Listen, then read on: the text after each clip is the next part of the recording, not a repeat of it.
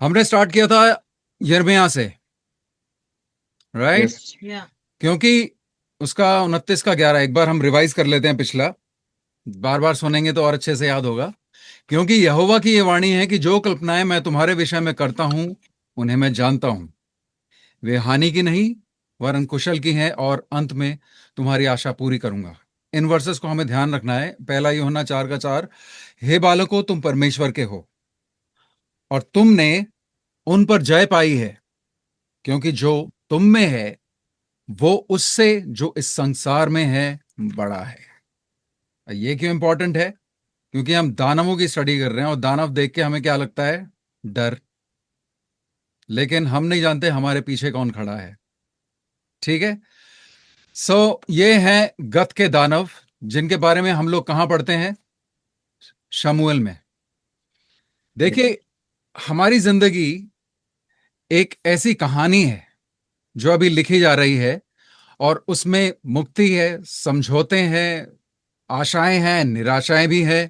ठीक है, उम्मीदें हैं, उन उम्मीदों का टूट जाना है, बड़ी बड़ी मुश्किलें भी आती हैं। लेकिन अभी हमारी जिंदगी की कहानी लिखी जा रही है, ये हमने पिछली बार देखा था। और राइट।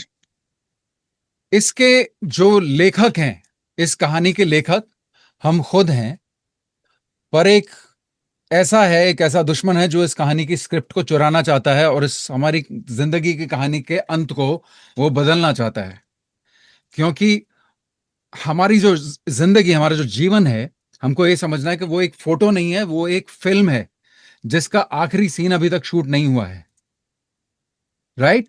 आप लोगों को जो स्क्रीन पे दिख रहा है इस वक्त, एक तो आप लोग बहुत दूर बैठेंगे, अगर मेरे ख्याल से अ, मनोज भाई आप बहुत दूर बैठे हैं, आपसे पढ़ा जा रहा है इतनी दूर से।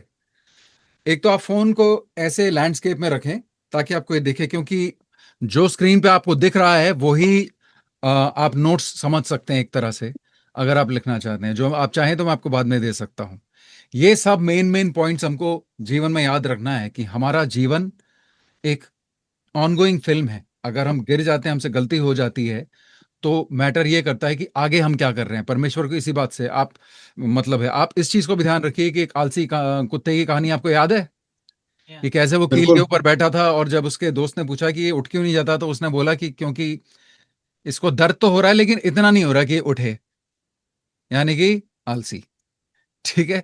फिर हमने क्या देखा कि शैतान, हमारी दुश्मन, हमारी कहानी को चुराना तो चाहता है, लेकिन परमेश्वर उसी कहानी को एक्सेप्ट करता है जो हम लिखते हैं। राइट? अगर हम अलाउ कर देंगे शैतान को, तो फिर परमेश्वर कहेगा ठीक है फिर। लेकिन अगर हम रिफ्यूज कर देंगे, तो भले ही कुछ भी चुराया गया हो, कहानी फिर भी हमारे हाथ में है और परमेश्वर हमारे साथ है। आमेन। जैसा कि व्यवस्था विवरण 30 के 19 में लिखा है कि जीवन को चुनो। तो चॉइस किसके हाथ में है? मैंने तुम्हारे सामने जीवन और मृत्यु, श्राप और आशीष दोनों रखे हैं। जीवन को चुनो, क्योंकि जो हम चुनेंगे वही परमेश्वर करेगा। तो कुछ भी चुराया गया हो, इस कहानी के असली मालिक हैं हम, और सिर्फ वही अंत में क्या कहते हैं होगा जो हम, जिस हिसाब से हम लोग इसको चुनेंगे। राइट? तो जीवन चुनने का मतलब असल में है क्या? इसके लिए पहले हमको यह जानना होगा कि हमारे रास्ते में कौन खड़ा है। कि हम आशीष तो चुनना चाहते हैं, परमेश्वर की जो मर्जी है हमारे जीवन में हम उसको लागू करना चाहते हैं, लेकिन परमेश्वर ने जो मंजिल हमारे लिए ठहराई है उसके रास्ते में कोई खड़ा है। मेनली हम 5 चीजों को देखेंगे। ठीक है। हमको यह जानना जरूरी है कि हम पहले से, परमेश्वर ने हमको चुन रखा है किसके लिए? महिमा के लिए। जैसे यीशु मसीह महिमामय हुआ था वैसे ही हम भी होंगे। ठीक है। तो हम शमूएल में क्या देखते हैं? 5 दानव। पहला शमूएल 17 में हमने देखा था गोलायत को। गोलायत का का जो मतलब है, गोलायत नाम का मतलब है उघाड़ना, या फिर किसी चीज को बेनकाब करना, या किसी चीज को एक्सपोज करना। ठीक है। और फिर हमने पिछली बार देखा था इश्बेनाबोब, जिसका मतलब क्या था? बैठ जाना। दिख रहा है आपको ये सब? टिक जाना, जैसे कि ये बैठा हुआ है, या फिर रुक जाना। तो ये कैसे हमारे जीवन में लागू होता है? गुलायत जो है ये दर्शाता है उस चीज को, क्यों जो हमारे जीवन में पुरानी चीजों को वो सामने लेके आता है शैतान। गुलायत के नाम का मतलब क्या था? To expose, right? पहला शमूल उसके 17 में पाया जाता है। और ये जो है ये तलवार से नहीं लड़ता, ये आपको बेनकाब करके पुरानी बातें याद दिला के आपको बेसिकली शर्मिंदा करके चाहता है कि आप बस रुक जाओ। तो हमें क्या करना है? हमको याद रखना है कि अगर हम अपनी गलतियां मान लें तो परमेश्वर उन चीजों को माफ करने में विश्वास योग्य है, और उन चीजों का कोई मायने हमारे जीवन में नहीं है। आमीन। हमारा जो अतीत है उससे हमारी पहचान नहीं बनती। हमारी पहचान किस में है? यीशु मसीह में, परमेश्वर में, राइट? ये हमारा जो अतीत है वो किताब के उस पन्ने की तरह है जो हम पलट चुके हैं, वो खत्म हो चुका है। अब हमको आगे का देखना है, क्या करना है। तो हम कभी भी इस गुलायत को अपने जीवन में अलाउ ना करें कि वो हमको रोक सके हमारी मंजिल से, हमारी आशीषों से जो परमेश्वर ने ठहराई है। दूसरा जो दानव, जिसको दूसरे शमूएल 21 के 15 से 17 में पिछली बार अर्जुन भाई ने पढ़ा था, हमने उसको देखा, उसका नाम था इश्बीनबोब, राइट? मैं गलत प्रोनाउंस कर रहा हूं शायद। इश्बीबनोब, इश्बीबनोब उसका नाम था। और इसका जो हथियार है ना वो बहुत ही यूनिक है। इसका हथियार है आराम या फिर आलस्य, यानी कि आप आलसी बने रहो। ये चाहता है कि आप बैठ जाओ, आप टिक जाओ, मतलब आप बहुत कंफर्टेबल हो जाओ, क्योंकि इसका नाम का मतलब यही है, बैठ जाना या टिक जाना। या और हमें यह समझना, हमने पिछली बार यह भी देखा कि जो कुछ भी हम पाने के लिए समझौता कर लेते हैं, ठीक है, हमने उसमें क्या देखा था? जो बीज बोने वाला का दृष्टांत था कि उसमें एक जगह उसने बीज डाला और वो दुनिया के जो धन दौलत, केयर्स रिचेस एंड प्लेजर्स जिसको बोला है ना, क्रैप जिसको बोलते हैं पास्टर लॉनी, दुनिया के जो धन है, जो आराम है, उनमें एक इंसान फंस जाता है और वहां पे वो बीज पकड़ नहीं पाता। तो हम जिन आरामों के लिए, जिस धन दौलत के लिए समझौता करते हैं, उसे हम खो देते हैं इवेंचुअली। ठीक है, अब हम इससे आगे बढ़ते हैं और बाकी के 3 दानवों की हम पढ़ाई करेंगे। अर्जुन भाई, आपने बाइबल ले रखी है? अगले वर्ष स्क्रीन पे नहीं होंगे तो आप लोग अपनी यस बाइबल यस को खोल लीजिए प्लीज। सो यस यस आगे आने वाले हम 3 और दानवों को देखेंगे और एक एक करके समझेंगे। पहले 2 दानव आप लोग समझ गए, पहली 2 चीजें। एक पहला क्या था? Goliath to expose. यानी कि पुरानी चीजों को याद दिलाना, आपकी शर्म को एक्सपोज करना। जैसे नूह का एग्जाम्पल हमने देखा था, उसके बेटे ने क्या किया? जब उसकी नग्नता को देखा तो उसको कवर करने की जगह उसने जाके दूसरों को बताना शुरू किया। लेकिन बाकी के 2 बेटों ने क्या किया? उन्होंने उसको बिना देखे कवर किया।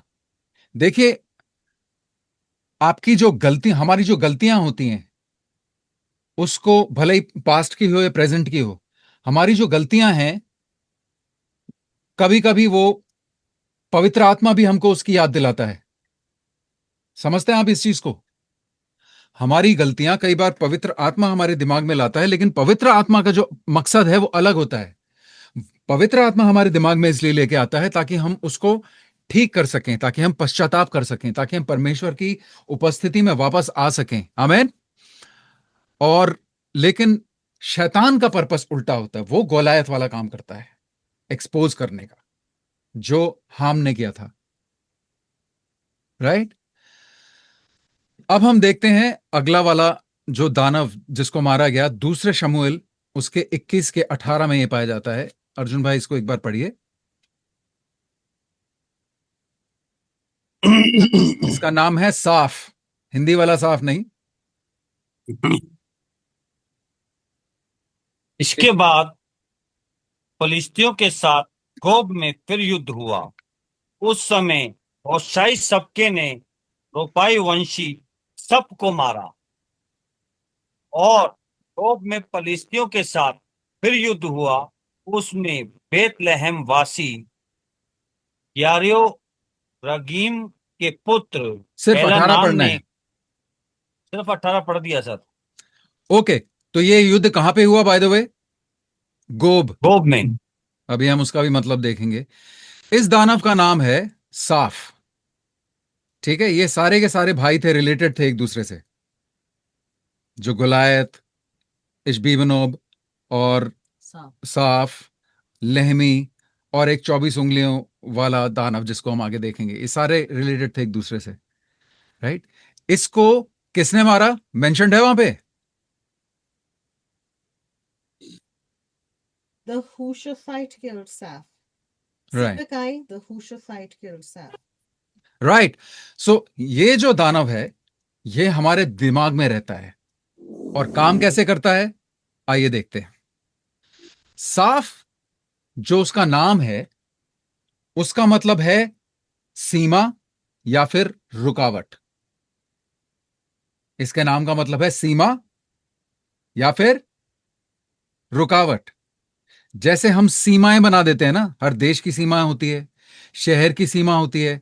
जब हम छोटे थे तो हम कुछ एक गेम्स खेलते थे, उसमें से एक गेम का नाम था, 3-4 गेम्स में था वैसे वो। तब हम एक एरिया बनाते थे कि इसके बाहर नहीं निकल सकते। उसका क्या नाम था, किसी को याद है? उसको हम क्या बोलते थे? गैलरी। पाला। पाला किसी ने नहीं खेला ये? गैलरी खेलते हैं तो। गैलरी गेम हो, पकड़म पकड़ाई हो, मारम पिट्टी हो, उसमें एक पाला बनाया जाता था कि आप भाग सकते हो, इस एरिया के बाहर नहीं भाग सकते। तो इसी तरह से हम अपने आसपास कई बार एक पाला बना लेते हैं, कुछ सीमाएं बना लेते हैं, दीवार बना लेते हैं। जैसे कि ये दानव आप देख रहे हैं, दीवार के पीछे खड़ा है, राइट? वो इसीलिए इसको ऐसे बनाया है आपको समझाने के लिए कि कई बार हम अपने चारों ओर हम खुद एक दीवार बना लेते हैं, कुछ सीमाएं बना लेते हैं।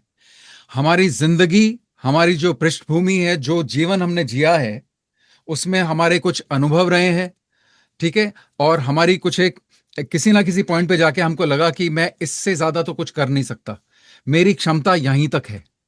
ठीक है, हम अपने ये मान लेते हैं कि, और अपने मन में हम ये तय कर लेते हैं कि हम क्या कर सकते हैं और क्या नहीं कर सकते, और यही सोचकर हम चुपचाप हमारी क्षमताओं को, जो हो सकता था, क्योंकि परमेश्वर के पास सीमाएं नहीं है, कि जो हमारे साथ हो सकता था उसको हम लिमिट कर देते हैं। समझ रहे हैं आप इस चीज को? जो चीज, जो आशीष, जो मंजिल परमेश्वर ने हमारे लिए रखी है, हम, क्योंकि हमने अपने लिए सीमाएं सेट कर ली कि मेरी क्षमता यहां तक है, हम वहां तक पहुंच नहीं पाते। क्या आपके साथ ऐसा कभी हुआ है? या आप किसी ऐसे इंसान को जानते हैं जिसके साथ ऐसा हुआ है, जिसने अपने, जो उसकी क्षमता तो थी लेकिन उसने मन में एक चीज बना ली कि नहीं नहीं, मेरी कैपेसिटी इतनी ही है, इससे ज्यादा मैं नहीं कर सकता? क्या आपको कोई बाइबल में से याद आ रहा है?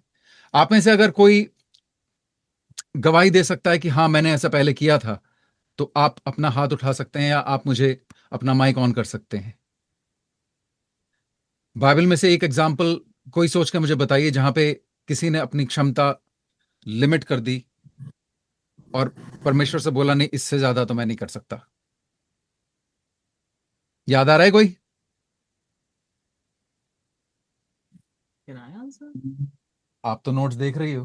Oh, नहीं, मैं देख नहीं रही थी। आपको अच्छा। देख लूंगी। Okay, answer. I was going to talk about Peter. वो उसने चलना तो शुरू किया पानी में, पर जैसे ही उसने यीशु मसीह से अपनी नजरें हटाई, वो गिरने लगा, या सीमित हो गया। That can be a good example. ये एक अच्छा एग्जांपल है। लेकिन मैं बाइबल में पुराने नियम पे शुरू से आपको एक एग्जांपल देता हूं कि कैसे एक इंसान ने अपने लिए सीमाएं बना ली और बाद में जाके परमेश्वर ने उससे वो काम कराया जो मतलब आज तक हमारे लिए, पूरी दुनिया के लिए एक बहुत बड़ा चमत्कार है। और उस इंसान का नाम था मूसा, मोसेस। मूसा, जब परमेश्वर ने उसको काम करने के लिए बुलाया, उसने क्या बोला? मैं तो हकलाता हूँ। मैं कौन हूं जो फिरौन के पास जाऊं? मैं इस लायक नहीं हूं। ठीक है, और मैं, मतलब वो, उसको कोई बाइबल में लिखा नहीं क्या प्रॉब्लम थी, लेकिन उसको बोलने में कोई प्रॉब्लम थी। हो सकता है हकलाता हो सकता है तोतला हो सकता है लिस्प हो, तो बोल रहा परमेश्वर मैं कैसे कर सकता हूँ, राइट? परमेश्वर, अब पता नहीं क्या प्रॉब्लम थी उसकी, या उसकी आवाज ठीक नहीं थी, ठीक है? तो जैसे उसने अपने लिए सीमा बना ली कि नहीं बना ली, उसके मन में उसकी एक क्षमता ही नहीं थी कि वो फिरौन के सामने भी जा सके, उससे लड़ने की तो बात दूर की है। तो उसने परमेश्वर से क्या बोला कि लाइक मुझसे नहीं होगा, और परमेश्वर ने उसको क्या बोला, ये किसी दिन मैं आपको ये डिटेल में सिखाऊंगा कि तेरे हाथ में क्या है, कि तेरे लाठी थी इस बार में। हाथ में क्या है। उसने बोला लाठी, और उसी लाठी से परमेश्वर ने बोला तू ऐसे, एक छोटी सी लकड़ी है तेरे हाथ में, तू ऐसे चमत्कार करेगा जो मतलब तहलका मचा देंगे पूरी दुनिया में। और उस लाठी से उसने पूरे उस वक्त का जो सबसे ताकतवर देश था, पूरे मिस्र देश को हिला दिया कि नहीं हिला दिया? राइट। और जब वो लोग मिस्र से बाहर निकले, तब उस लाठी, जिसको वो सोचता था कि मेरी तो औकात ही क्या है, मैं एक चरवाहा हूं, मेरे हाथ में अगर कुछ है तो ये एक लाठी है, उस लाठी से उसने समुद्र के 2 टुकड़े कर दिए। क्योंकि पावर लाठी हथियार में नहीं होती, पावर इस चीज में होती है कि क्या परमेश्वर तुम्हारे साथ है। अगर परमेश्वर साथ में है तो लाठी की जगह मतलब एक डंडी भी छोटी सी होती है उसके हाथ में, तो उससे भी कर लेता। लेकिन अगर परमेश्वर साथ नहीं है तो उसके पास अगर तोप भी होती तो वो कुछ नहीं कर पाता।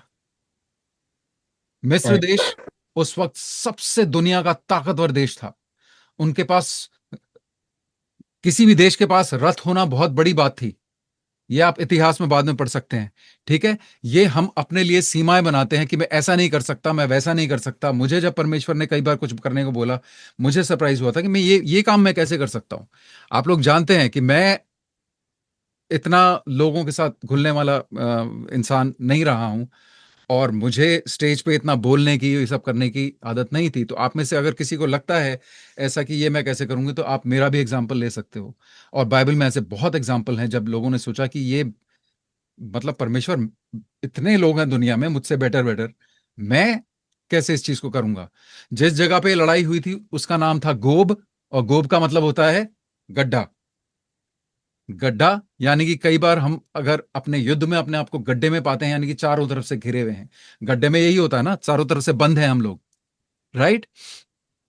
तो हमको, आप सबको, आप सीरियसली, अगर आपका मन भटक गया है तो वापस लाइए, और आप सीरियसली ये चीज सोचिए कि कौन सी ऐसी दीवार है जो आपको रोक रही है। कौन सी ऐसी चीज है जो परमेश्वर की मर्जी में आगे बढ़ने से आपको रोक रही है? क्या आलस्य है?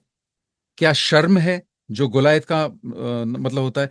क्या कोई ऐसी दीवार है जो आपने खुद अपने लिए सेट कर ली? क्या कोई ऐसी सीमा है जो आपने अपने चारों तरफ बांध ली है, जो परमेश्वर ने नहीं बांधी? क्योंकि आप मानते हैं इस चीज को कि परमेश्वर हमारी योग्यताओं को और हमारी एबिलिटी को हमसे ज्यादा जानता है। परमेश्वर को, हमको ऐसे जानता है जैसे हमारे मां बाप भी हमको जान नहीं सकते।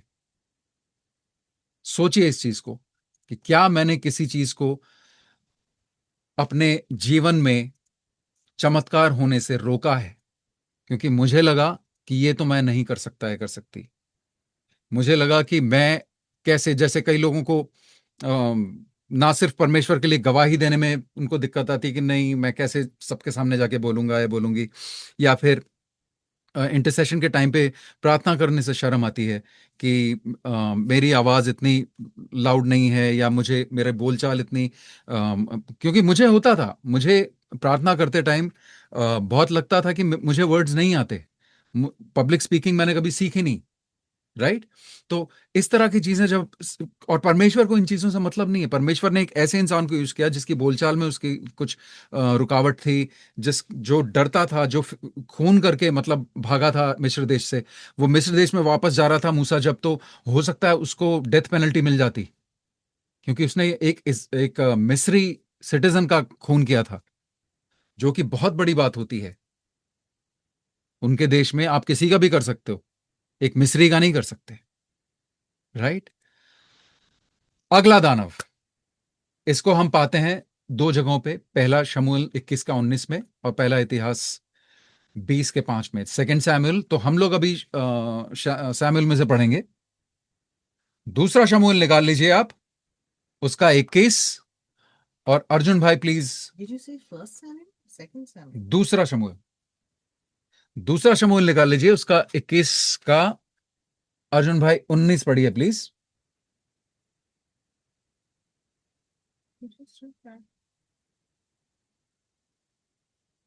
Oh.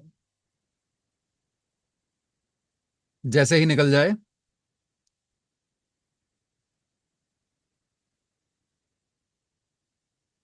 आपका अगर आप पढ़ रहे हो तो माइक म्यूट पे है।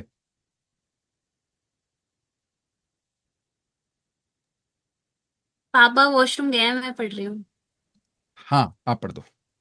और गोब में पलिश्तियों के साथ फिर युद्ध हुआ। उसमें बेतलहम वासी यार योरगीम के पुत्र एलहनान ने गती गोलियत को मार डाला, जिसके बर्छे की छड़ जो लाहे की डोंगी के समान थी। पहला इतिहास 20 का 5 में जाइए। Does this mention Lehmi? No, it doesn't. अरे what happened over here? It talks about the brother of Goliath, the Gittite. पहला और इतिहास 20 का 5। और फलिस्तियों के साथ फिर युद्ध हुआ। उसमें यैयर के पुत्र एलनान ने गत्ती गोलायत के भाई लहमी को मार डाला, जिसके अच्छा। बर्छे की छड़ जुलाई की Right. डोंगी के। राइट। सो यहां पे पूरा पढ़ लिया आपने? हाँ, ये पांचवा पद पढ़ा है। यहां पे जो जिस दानव को, जिस विशालकाय दानव को दाऊद के एक साथी ने मारा, उसका नाम क्या था? लहमी। हिंदी में कैसे लिखा है अर्जुन भाई? हिंदी में भी लहमी लिखा है। हाँ, भाई लहमी लिखा है, भाई लहमी। उसके राइट। भाई को लहमी को मार अब डाला। ये जो लहमी है, इसके नाम का मतलब है रोटी, भोजन या फिर प्रावधान। अब ये कैसे, किस चीज को दर्शाता है? ये दर्शाता है नकली आशीषों को, नकली प्रावधान को। कई बार शैतान क्या करता है, ये वाला जो दानव है ये बहुत चालाक है, ये परमेश्वर की आशीषों का भेष बना के हमारे सामने आ सकता है। याशिका, आप समझ रहे हो तुम किस चीज की मैं बात कर रहा था जब शुरू में जॉब की हम बात कर रहे थे?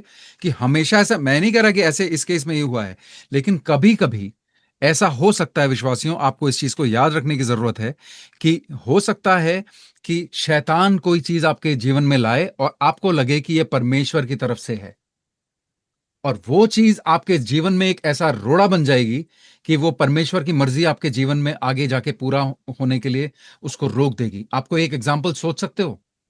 मैं एक बहुत बड़ा एग्जाम्पल सोच सकता हूं कि कैसे कोई एक चीज आपके जीवन में आए और वो परमेश्वर की मर्जी से आपको रोक ले। कोई एक एग्जाम्पल आप दीजिए मुझे।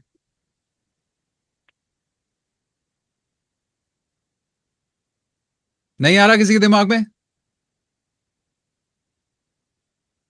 पास्टर प्रदीप, मैं एक एग्जांपल थोड़ा सा शेयर करना चाहूंगा।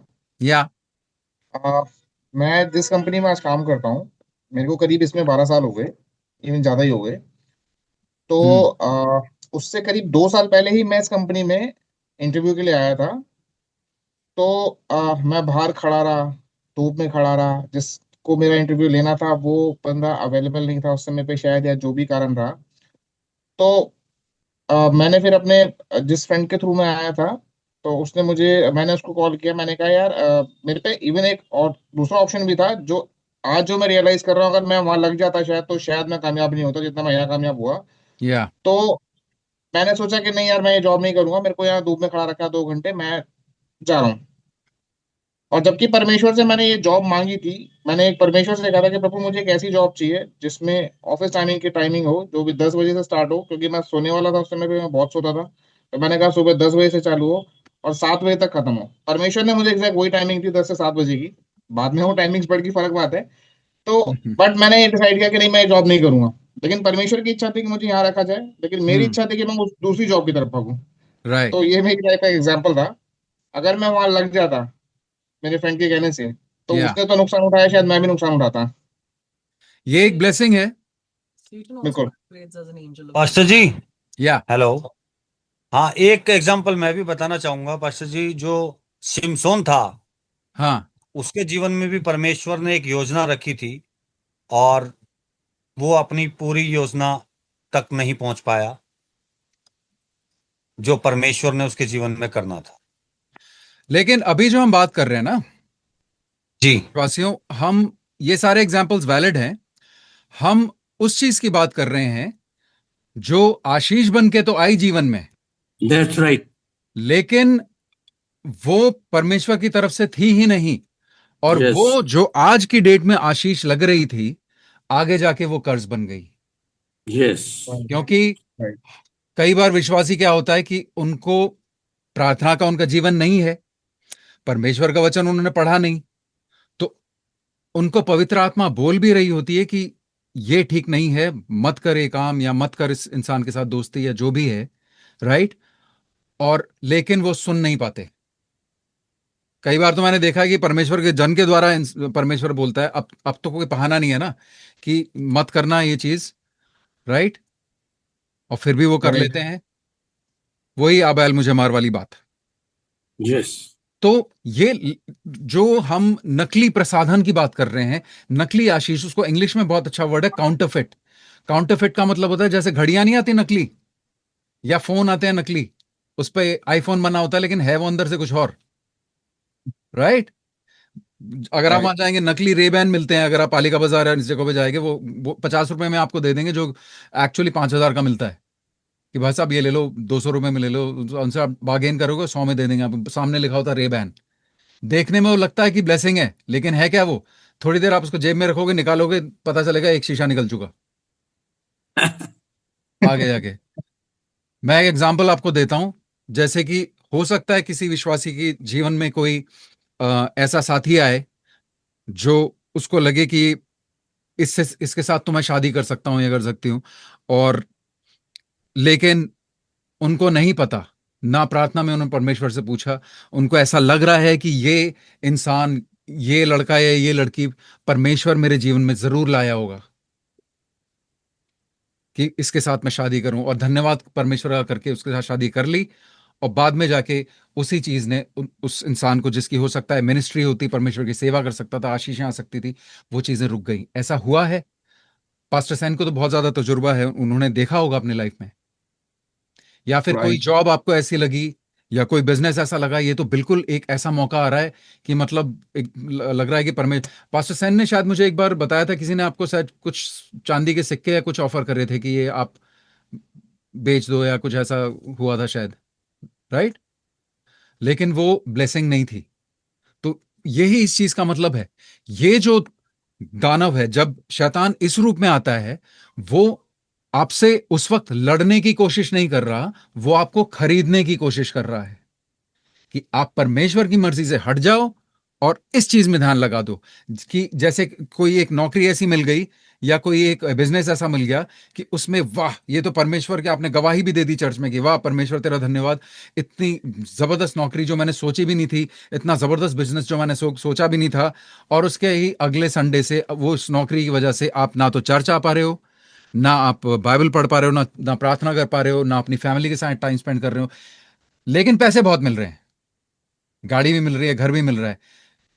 क्या वो नौकरी आशीष है? No.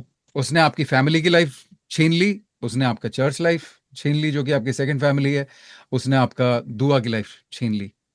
लेकिन देखने में तो आशीष लग रहा है ना कि, तो हर आशीष परमेश्वर जो लगती है आशीष, वो परमेश्वर की तरफ से हो सकता है, ना हो। मैं नहीं कह रहा कि हर बार, लेकिन कभी कभी ऐसा हो सकता है। ठीक है। ये जो लेहमी है, ये खुद गुलायत का भाई था, सगा भाई था, ठीक है, जिसे एलहनान नाम के आदमी ने मारा था। ये प्रावधान मन के आता है कि आपकी जरूरत को पूरी करेगा। ये दानव जो है, ये परमेश्वर की असली आशीषों की हर नकल का प्रतीक है। ठीक है। परमेश्वर की आशीषों की नकल करता है ये। जैसे कि लिखा है बाइबल में कि कई बार शैतान भी एंजल ऑफ लाइट बन के आता है। हिंदी में क्या लिखा है उसको? रोशनी का फरिश्ता, राइट।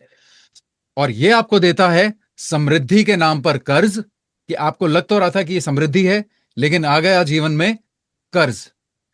और आपको सेहत के नाम पर सिर्फ देता है दिखावा। बाहर से बहुत अच्छा लग रहा है इंसान, बहुत सेहतमंद है, अंदर क्या हो रहा है पता नहीं, क्योंकि नकली। राइट। बाहर से रोलेक्स की घड़ी है, अंदर से वो HMT भी नहीं है। HMT तो अब पता नहीं, छोटे बच्चे समझेंगे नहीं, ठीक है। कोई मतलब लोकल सी चीज भी नहीं है, बस बाहर से दिखावा है। आपने देखा है ऐसे लोगों को जो बाहर से बड़े, जो बॉडी बिल्डर्स होते हैं ना, आई डोंट नो आप लोग इस चीज को जानते हो कि नहीं, वो सिर्फ देखने में बहुत बड़े होते हैं। अगर आप उनको एक्चुअल लड़ाई में भेज दो किसी लड़ाकू के साथ जिसने फाइटिंग सीखी हो, वो 1 सेकंड नहीं खड़े हो सकते, क्योंकि वो सिर्फ बाहर की मजबूती है, अंदर की नहीं है। आपने जितने भी मार्शल आर्टिस्ट को, बॉक्सर्स को देखा है, कभी उनकी बॉडी बिल्डर वाली बॉडी देखी है? उनकी बॉडी वैसी नहीं होती।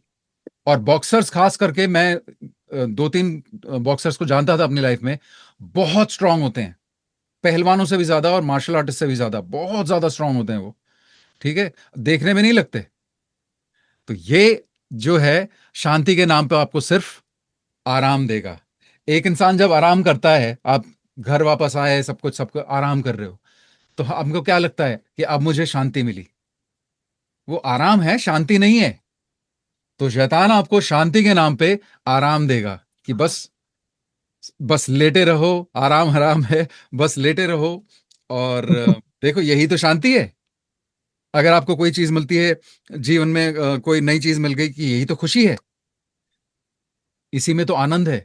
लेकिन बाइबल ऐसा नहीं सिखाती। वो आनंद नहीं है, वो शांति नहीं है। शांति की बाइबल की डेफिनेशन बिल्कुल अलग है, जिसमें हम डिटेल में आज नहीं जा सकते, ठीक है। इसका मकसद जो है वही है, चोरी करना, घात करना और नष्ट करना। नष्ट करना। यह आपको वादा करेगा पूरी दुनिया, देगा कुछ भी नहीं। ऐसा लगेगा हमको बहुत कुछ मिल रहा है, लेकिन हो सकता है वो आपसे सबसे इंपॉर्टेंट चीजें आपकी लाइफ की छीन ले। आप एक्चुअली दे रहे हो। आप जानते होगे ऐसे लोगों को जो दिन भर काम करते हैं, रात भर काम करते हैं, बहुत पैसा कमा लेते हैं, लेकिन कभी उन्होंने 5 मिनट अपने बच्चों के साथ नहीं बिताए। क्या फायदा? और फिर वो अपने आप से एक झूठ बोलते हैं कि मैं बच्चों के लिए तो कर रहा हूं। कभी आपने लाइफ में ऐसा देखा है कि किसी इंसान की जिंदगी खराब हो गई क्योंकि उसके माँ बाप ने इनफ पैसे नहीं कमाए? ऐसा नहीं होता। लेकिन आप कई बार लोगों को कंप्लेन करते हुए देखोगे कि पैसे तो बहुत थे, लेकिन मेरे माँ ने या बाप ने मेरे साथ इनफ टाइम स्पेंड नहीं किया।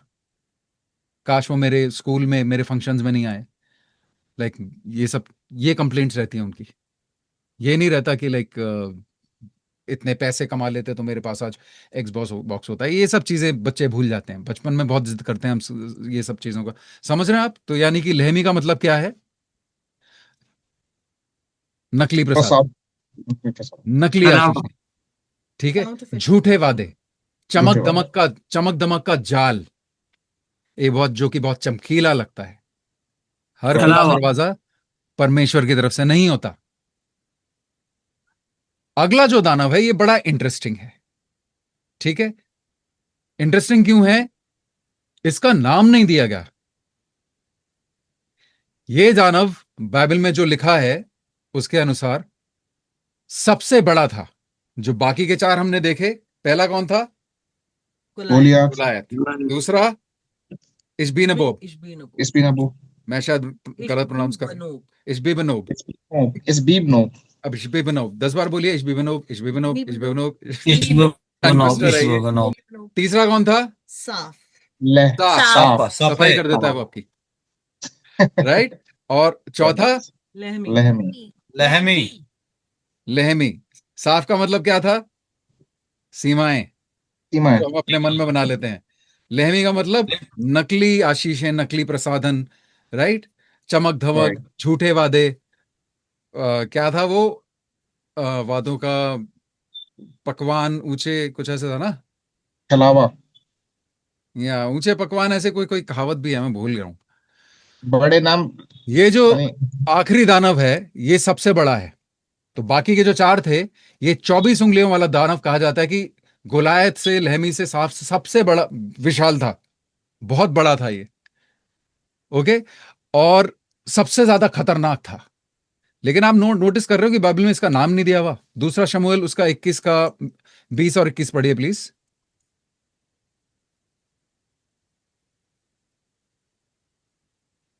दूसरा सैमुअल्स का 20 का 21 21 का 20 और जब 21। उसने इज़राइल को ललकारा, तब दाऊद के भाई शिमा के पुत्र योनतनान ने उसे मारा। ये 4 गत में उस रपाई से उत्पन्न हुए थे और वे दाऊद और उसके जनों से मार डाले गए। या ये जो आखिरी दानव था, मुझे लग रहा है शायद मैंने कोट्स इसमें थोड़ा गड़बड़ हो गई है, लेकिन आप इसको, मैं बाद में इसको करेक्ट करके आपको भेज दूंगा। ये जो आखिरी दानव है, इसके बोला जाता है कि 24 उंगलियां थी, हर हाथ में 6-6 और पैरों में 6-6।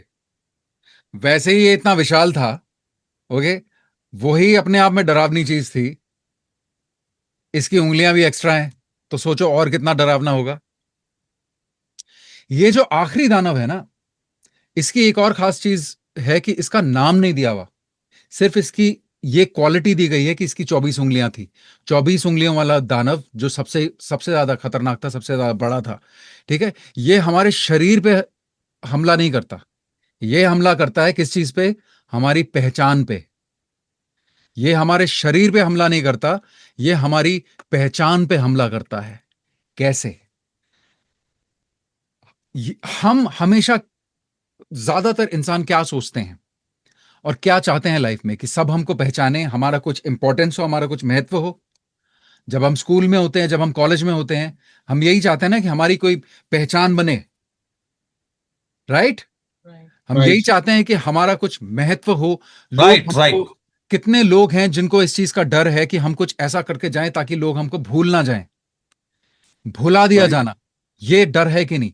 इसी पे ये अटैक करता है, और ये सबसे बड़ा है और सबसे खतरनाक है और आखिरी दानव है, जिसको अगर हम, जो हमारे रास्ते में खड़ा है, जिसको हमें जीतना है, ठीक है। ये उस चीज का प्रतीक है जिससे लोग सबसे ज्यादा डरते हैं, या महत्व ना होना खुद का, या फिर भुला दिया जाना। सोचिए इसका नाम क्यों नहीं दिया गया, उस पे आते हैं अभी हम लोग, ठीक है। हर कोई क्या सोचता है कि मैं कौन हूं और मेरा मकसद क्या है। इसको एग्जिस्टेंशियल क्राइसिस बोलते हैं इंग्लिश में। मैं कौन हूं, मेरा मकसद क्या है? आप सब ने कभी ना कभी सोचा होगा कि नहीं? आमेन। Amen. Yes. हम में से हर कोई, आमीन।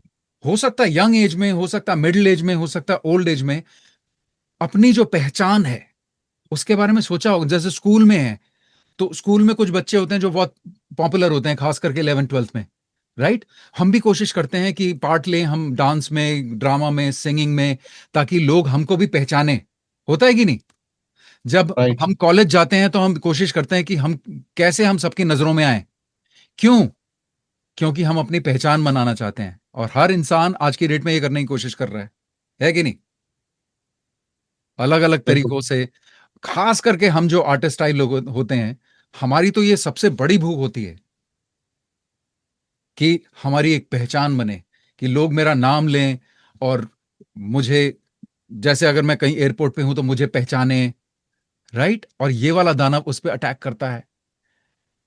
तो बाकी 4 दानवों को हराने के बाद यही तय करता है कि आप सच में अपने उद्देश्य पे कदम रखोगे कि नहीं, परमेश्वर और उसकी सेवकाई के प्रति पूरी तरह हम समर्पित होंगे कि नहीं। भले ही हमको पीछे हटना कितना भी आसान ना लगे, हम पीछे ना हटें, ठीक है। अब मैं आपको बताता हूं इसका नाम क्यों नहीं दिया गया। आप सोचिए, आपकी पहचान में आप सबसे पहले क्या बताते हो? अपना नाम। अपना नाम। वो आपकी सबसे पहली पहचान है, आपका नाम, राइट? अगर मैं किसी से पूछूं कि, अगर मैं जैसे याशिका से पूछूं कि अच्छा आप कौन हैं, आपकी क्या पहचान है, अब वो बहुत सी चीजें बोल सकती है कि लाइक मैंने स्टडीज में, ग्रेजुएशन में ये सब करा है, स्कूल यहां से करा है, बहुत कुछ, लेकिन सबसे पहली चीज क्या बताएगी वो? अपना नाम, ठीक है। समझ रहे हैं आप इस चीज को? Right. और इस दानव का यहां नाम ही नहीं दिया गया। अब आप दूसरी चीज सोचिए, हम लोग ना जब छोटे थे खास करके लड़कों में ये चीज होती है। मैंने लास्ट टाइम आपको एक एग्जांपल दिया था कि जब हम छोटे होते हैं तो हम क्या करते हैं, लोगों के निकनेम रख देते हैं। निकनेम समझते हैं आप लोग? निकनेम क्या होता है? निकनेम होता है जैसे कि अगर हमारा एक दोस्त था, उसको हम बोलते थे तोड़ी, क्योंकि वो हर चीज तोड़ देता था। मुझे आज तक उसका नाम नहीं पता। मैंने कभी ये सोचा ही नहीं यार इसका कुछ नाम भी होगा। तो आपने कभी ये सुना है कि जैसे कोई इंसान कोई कहीं पे कोई काम करता है और उसकी एक आंख काम नहीं करती, काणा है वो, तो लोग उसको क्या बुलाने लग जाते हैं? कानिया। काणे, काणिया, राइट? सपोज वो जहां पे भी काम करता है, 100 लोग हैं, आप गारंटी के साथ मैं आपको बता सकता हूं कि उन 100 में से 90 लोगों को पता नहीं होगा इसका एक्चुअल नाम क्या है। वो उसको बुलाते हैं काणिया। अगर किसी का पैर खराब है तो उसको क्या बुलाने लगते हैं? लंगड़े। अच्छा, उस लंगड़े को बुला के लेके आ। कोई अगर ओवरवेट है तो उसको बनाने लगते हैं मोटे। अच्छा, ज्यादातर लोग, अच्छा जब वो सुनते हैं कि लाइक अच्छा ये सारे के सारे लोग इसको लंगड़े बुला रहे हैं, तो सब उसका लंगड़े सुन, लंगड़े को बुला के ला, अच्छा लंगड़े इधर आ, एक काम कर। और आधे लोगों को आप पूछोगे जाके कि इसका, बाय द वे आप लंगड़े तो बुलाते हो, उसका नाम क्या है? उनको नहीं पता। जो उस इंसान की मेन पहचान है, जो उसका नाम, वो कोई नहीं जानता। क्या ये अच्छी बात है? और जो नाम वो उसको बुला रहे हैं, वो उसकी क्या क्वालिटी है? वो उसकी एक कमी है, राइट? लोग उसको किस चीज से जानते हैं? जैसे मेरा जो बचपन में दोस्त था तोड़ी, मुझे उसका नाम आज तक नहीं पता, क्योंकि मतलब बहुत क्लोज दोस्त नहीं था वो, हमारे फ्रेंड सर्कल में था। सपोज कोई किसी को गिट्टू बुला रहे हैं, किसी को कुछ बुला रहे हैं, लंगड़ा बुला रहे हैं, वो उसकी जो सबसे खराब उसकी कमजोरी है, वो उसकी क्या बन गई? पहचान। पहचान।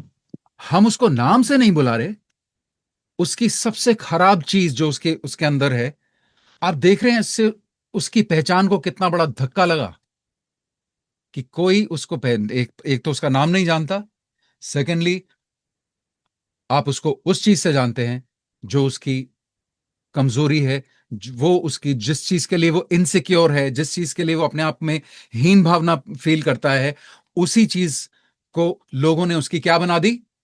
पहचान। ये वाला दानव जो है यही करता है। हमारा जो महत्व ना होने का डर है, हमारा जो भूल जाने का डर है, उसको अटैक करता है। समझ रहे हैं आप इस चीज को? राइट? बाइबल में इसको लिखने वाले ने कैसे, उसका कुछ तो नाम रहा होगा ना, उसके माँ बाप ने रखा होगा, लेकिन हम उसको कैसे जानते हैं? 24 उंगलियों वाला खतरनाक विशाल दानव। ये उसका नाम नहीं था, लेकिन उसकी ये पहचान बन गई, क्योंकि वह सबसे भयानक था। महत्व ना होना या भुला दिए जाने का भय, इस पे शैतान खेल सकता है, ठीक है? लेकिन हमको क्या याद रखना है कि हमें दुनिया की मान्यता की जरूरत नहीं है। उस सलीम लंगड़े को, अगर कोई मूवी थी इस नाम से, अगर लोग लंगड़े बुलाते हैं, लेकिन परमेश्वर कभी नहीं बुलाएगा। ध्यान से सुनिए इस चीज को। उस अंधे को, उस लंगड़े को, उस काणे को, जो भी आप कह लो, परमेश्वर कभी भी ऐसे नहीं, इस नाम से नहीं बुलाएगा। परमेश्वर उसको किस नाम से बुलाएगा? जो उसकी पहचान है। हमें कोई पहचाने या ना पहचाने, इस बात से कोई फर्क नहीं पड़ता। फर्क इस चीज से पड़ता है कि परमेश्वर मुझे पहचानता है, परमेश्वर मुझे जानता है। हमारे पास पहले से हमारे स्वर्गीय पिता की मान्यता है, वो हमको जानता है। और कैसे जानता है? नाम से। उसने हमारा नाम अपने हथेली पे खोद रखा है। राइट। आमीन। आमीन। देखिए, मैं अगर आप इजाजत दें, अपनी अगर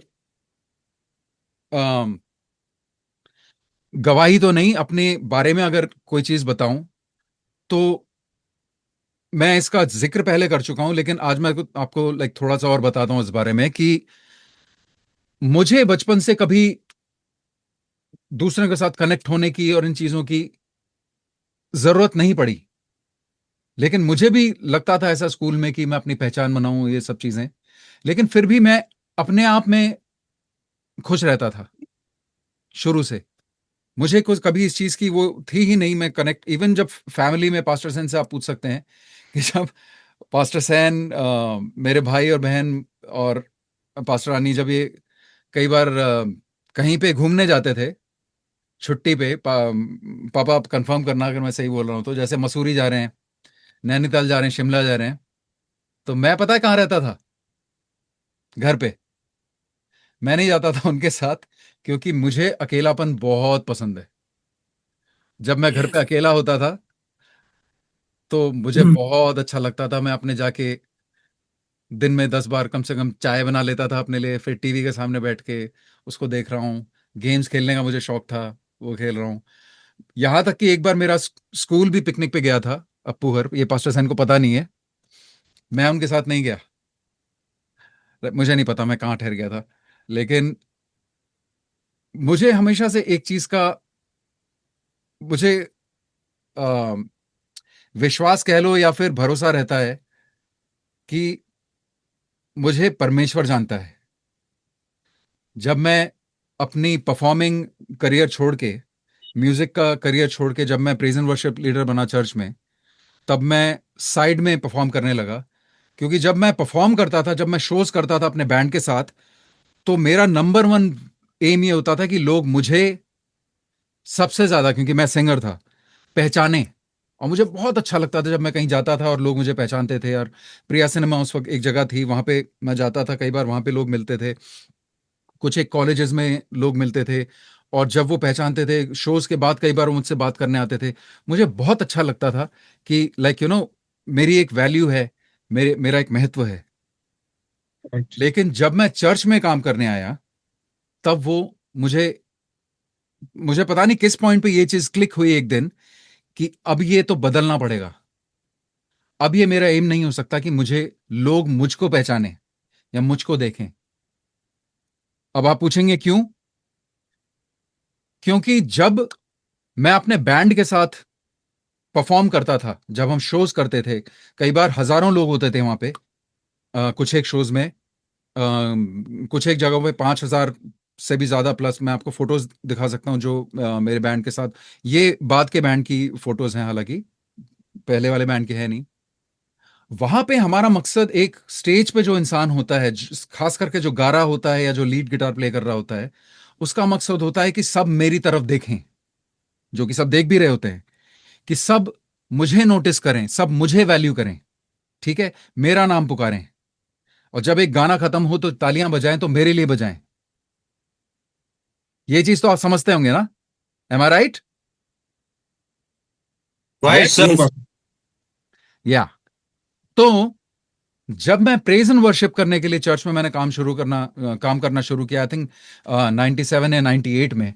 और उसके बाद जब मुझे पास्टर सेन ने प्रेज एंड वर्शिप लीडर करके नियुक्त किया, आई थिंक 2000 के आसपास, 99 या 2000 में रहा होगा। उसके बाद कई सालों तक मैंने या 2001 होगा, when was it? I think 2001. 2001 के आसपास होगा।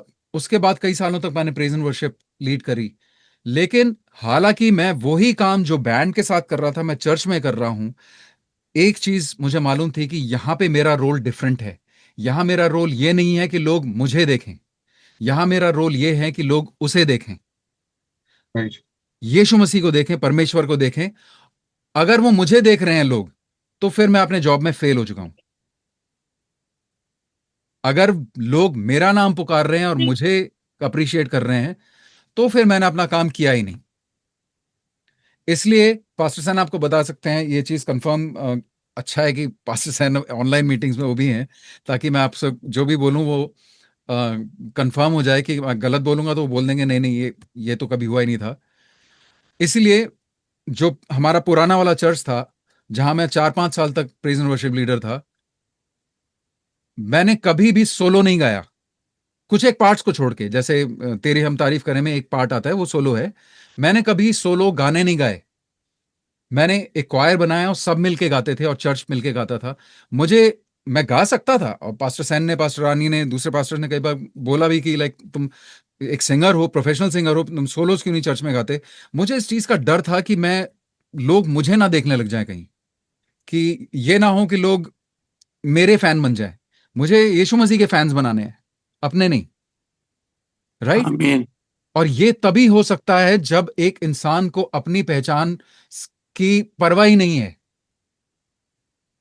समझ रहे हैं आप ये कैसे कनेक्ट हो रहा है इससे? कि अगर एक बिल्कुल। इंसान ये समझ रहा है कि मुझे मेरी पहचान अब नहीं भी बनती तो मुझे कोई प्रॉब्लम नहीं है, क्योंकि इस सृष्टि को बनाने वाला मुझे पहचानता है। यस।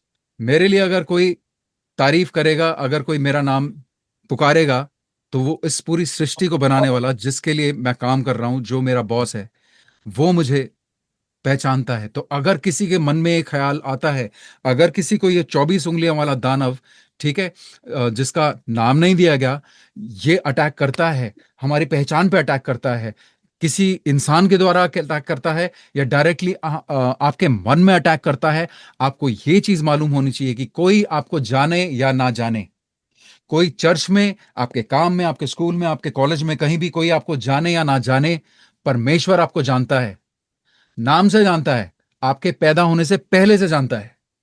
हालेलुया। Amen. हालेलुया। कभी भी अलाउ ना करें कि हालेलुया। दुनिया की मान्यता, हालेलुया, कि दुनिया की मान्यता हमारे लिए इतनी इंपॉर्टेंट हो जाए कि हम भूल जाएं कि उसकी हमको जरूरत नहीं है। हमें वो रोल पूरा करना है जिस रोल के लिए परमेश्वर ने हमको इस कलीसिया में रखा है, बस, ताकि परमेश्वर को की पहचान मिले, परमेश्वर का नाम फैले, ना कि हमारा, बिल्कुल। जो यस। हर सिंगर का, हर एक्टर का, हर डांसर का काम होता है कि मेरा नाम राइट। फैलना चाहिए, मेरा नाम दूर तक फैलना चाहिए, ताकि मुझे और काम मिले, ताकि लोग मुझे जाने। जो ठीक है, अगर आप चर्च के बाहर ऐसा कोई काम कर रहे हो, ठीक है, जिसमें आपकी पहचान, जब तक लोग आपको जानेंगे नहीं, लेकिन मैं पहचान की बात कर रहा हूं, आपकी आइडेंटिटी की बात कर रहा हूं, ठीक है। अब हमको ये देखना है कि इन चीजों से हम क्या सीख सकते हैं। अभी तक हमने क्या सीखा है कि आखिरी अध्याय, जो आखिरी चैप्टर है हमारी लाइफ का, आपकी लाइफ जितनी भी बची, आगे के जो चैप्टर्स आप सोच सकते हो, वो हमें खुद लिखने हैं, शैतान को नहीं लिखने देना। ये जो 5 दानव हैं, ये एक एक करके जब हमारे जीवन में आएंगे, एक्सपोज करना, ठीक है, उघाड़ना। फिर दूसरा क्या था? आलस्य, आराम, बैठ जाना। तीसरा क्या था? साथ, इसका मतलब था इन सीमाओं को जो हमको रोक सकती हैं। चौथा क्या था? नकली प्रसाधन। और पहचान पर अटैक, इस बात का डर कि हम भुला ना दिए जाएं, ठीक है। ये हम हमारी कहानी, हमारी लाइफ का चैप्टर ना लिख पाए, आगे की कहानी हम खुद, आगे का जो स्क्रिप्ट है हमारी कहानी का, हमारी हमारी इस फिल्म का, वो हम खुद लिखें। लेकिन हम इस चीज का ध्यान रखें कि दाऊद ने अकेले इन दानवों को नहीं हराया था। उसने पहला वाला मारा था, गुलायत, लेकिन बाकियों को उसने मारा? नो। साथियों ने। किसने मारा? उसके साथियों ने। दाऊद को इन दानवों को गिरते देखने के लिए अपने आसपास के लोगों की मदद चाहिए थी। ये कोई छोटी बात नहीं है, ये असली मुद्दा है इस टीचिंग का, one of the main points, कि हमें भी अपने भूतकाल, आलस्य, सीमाओं, नकली चीजों और गुमनामी के भय से अकेले नहीं लड़ना है। ये जो पूरी हमारी लड़ाई है, अकेले मत लड़िए, आपके साथ साथी हैं, आपके विश्वासी भाई बहन हैं, आपके साथ एक कलीसिया है, पूरा समुदाय है, साथ देने वाले आपके साथ हैं, उन जिनकी आपको जरूरत है, उनके साथ मिलकर इन दानवों को हमको हराना है। आमेन। आपको याद है वो कुत्ता जो बरामदे में आमीन। बैठा हुआ था कील के ऊपर? बिल्कुल। हम भी उसकी तरह, कहीं ऐसा ना हो कि चुपचाप कील पर बैठ जाएं, और जो दिक्कतें और जो मामूलीपन हमारे जीवन में अगर बस गया है, तो हम उससे समझौता कर लें, सिर्फ इसलिए क्योंकि हिलने में थोड़ी सी मेहनत लगेगी। हिलिए, हम आपके भाई बहन यहां पे बैठे हैं आपकी, ठीक है। दूसरी चीज जो हम सीखते हैं, जो पिछली बार भी हमने देखा था, कि सिद्ध हालातों की इंतजार मत कीजिए। मतलब सब कुछ जब परफेक्ट हो जाएगा तब करूंगा मैं, उसका इंतजार मत कीजिए। आज ही उठो उस कील के ऊपर से और इस आलस्य से बाहर निकलो और अपने जीवन के आखिरी अध्याय को लिखो। ये मैं आखिरी पॉइंट्स आपको फिर से याद दिला रहा हूं कि हमको क्या क्या चीजें याद रखनी है, क्योंकि सबोपदेशक में क्या लिखा है? अर्जुन भाई पढ़िए इसको, जो स्क्रीन पे है। जो वायु को को ताकता देखता रहेगा। रहेगा, वह बादलों को ताकता रहेगा, सिद्ध हालात का इंतजार अच्छा ये पढ़ना था सर, सॉरी सॉरी। सबोपदेशक 11 का 4। जो वायु को वायु ताकता रहेगा वह बीज बोने ना पाएगा, जो बादलों को देखता रहेगा वह लवने ना पाएगा। लवने ना yes, पाएगा मतलब क्या? कटाई। काटने ना पाएगा। जो हवा को देखता रहेगा, बादलों को ताकता रहेगा, यानी कि सिद्ध हालातों का इंतजार करता रहेगा, परफेक्ट हालातों का इंतजार करता रहेगा कि जब चीजें परफेक्ट हो जाएंगी तभी मैं करना शुरू करूंगा। देखिए, जब मैंने स्टार्ट किया था पास्टर बनना, तब मुझे मेरी लाइफ में जो पुरानी एक दिक्कत थी जो मैं आपके साथ शेयर कर चुका हूं पहले, वो ऑलरेडी थी, राइट? तो अगर मैं मेरे मन में एक बार कोई आया था कि परमेश्वर पहले ये ठीक हो जाए फिर मैं सेवा करूंगा, क्योंकि इस हालत में मैं कैसे तेरी सेवा कर पाऊंगा। लेकिन नहीं, अगर मैं ऐसा करता तो गलत होता, क्योंकि जो हवा को देखता रहेगा और बादलों को ताकता रहेगा वो कभी फसल नहीं काट पाएगा, लवने ना पाएगा। ठीक है, ये दूसरा पॉइंट जो हमको सीखना है इस चीज से। हमारी जो जिंदगी है ये एक अधूरी कहानी है, ये भी एक इंपॉर्टेंट पॉइंट है, जिसे हमें परमेश्वर के अधीन रहकर लिखना है। आगे का स्क्रिप्ट हमको लिखना तो है, लेकिन कैसे? हमें वो परमेश्वर के अधीन रह के लिखना है। और शत्रु का बस एक ही मकसद है कि वो इसे चुराए और इसे बिगाड़े, लेकिन हम ऐसा ना होने दें। राइट, आमीन। आमीन। ये गत के 5 दानव हैं। गोलियत यानी कि पुरानी गलतियां, इश्बीबनोब यानी कि आलस्य या आराम या कंप्लेसेंसी जिसको बोलते हैं कि मामूलीपन से हम समझौता कर ले। मैंने लास्ट टाइम आपको बताया था कि रुके मत रहिए, आगे बढ़िए। आप जिस भी काम में है, जिस भी प्रोफेशन में है, दुआ कीजिए परमेश्वर से कि परमेश्वर मैं इसमें और आगे कैसे बढ़ूं। परमेश्वर आपको बुद्धि देगा, क्योंकि बाइबल में लिखा है आप बुद्धि मांगेंगे तो वो देगा, आप अंडा मांगेंगे तो आपको बिच्छू नहीं देगा। वो अच्छा पिता है, राइट? और फिर साफ यानी कि अपने अपने ऊपर लगाई हुई सीमाएं, इससे हमको आगे बढ़ना है। लेहमी, ध्यान रखें कि आशीष क्या ये परमेश्वर की तरफ से है? हर खुला दरवाजा परमेश्वर की तरफ से नहीं होता, कई बार ट्रिक भी हो सकती है। ठीक है, अब कितना होता है? बहुत ज्यादा तो नहीं होता, लेकिन टाइम टू टाइम ऐसा देखा गया है, राइट? और 24 उंगलियों वाला वो दानव जो हमारी पहचान पे अटैक करता है। आमीन। आमीन। जो दुश्मन है हमारे भूतकाल, हमारे आराम, हमारे खुद पर शक करने, अपने झूठों वादों के द्वारा और हमारी जो पहचान है उसको इस्तेमाल करेगा हमको फंसाए रखने के लिए। जो कुछ भी, अगर हम आराम में ठहरते हैं और हम ये सोचते हैं कि मुझे ये पाना है, मैं बाद में परमेश्वर के बारे में सोचूंगा, जब भी हम इस तरह की समझौता कर लेते हैं किसी भी चीज के लिए, तो हम वो वैसे भी खो देते हैं। हमारी पहचान और हमारा उद्देश्य सिर्फ एक ही जगह से मिलता है, मसीह की छवि में ढलना। ये हमारी पहचान है। हमारी पहचान ये नहीं होनी चाहिए कि मैं बहुत बड़ा सिंगर बन जाऊं और सब मुझे जाने और ये हो वो हो। नहीं, मेरी पहचान मसीह में है, मसीह की छवि में ढलना और उसके काम के लिए पूरी तरह से समर्पित होना। ठीक है, हम जीवन को चुने, सिद्ध हालतों का इंतजार ना करें और परमेश्वर की महिमा के लिए अपना आखिरी अध्याय शुरू करें। तो आप बस कुछ सेकंड्स के लिए आप ये सोचिए, अब आप इन 5 दानवों को समझ चुके हैं कि क्या इनमें से, क्योंकि हर टीचिंग में, हर लेसन में रिफ्लेक्ट करना बहुत जरूरी है। रिफ्लेक्ट मतलब सोचना, एक अंदर अपने आप को खोजना कि हमारे जीवन में पहले या क्या आज इन 5 चीजों में से कोई ऐसी चीज है जिसने आपको पहले रोका है या आज रोक रहा है। सोचिए आप कुछ टाइम के लिए। अगर ऐसा है तो उससे आप खुद इस टीचिंग में देख चुके हैं कि कैसे लड़ना है। और अगर आपको हेल्प चाहिए तो आपके मसीही भाई बहन हैं, और अगर आपको और बाइबल में से समझना है तो आपके पास्टर्स हैं, आप उनसे समझिए, बजाय इसके कि हम अगेन उस कील पे बैठे रहें और अनकंफर्टेबल रहें। आमीन। ठीक है, परमेश्वर आप सबको आशीष दे। और thank you so much pastor ji, you are welcome. Thank thank you. You You are pastor, God welcome. Bless you.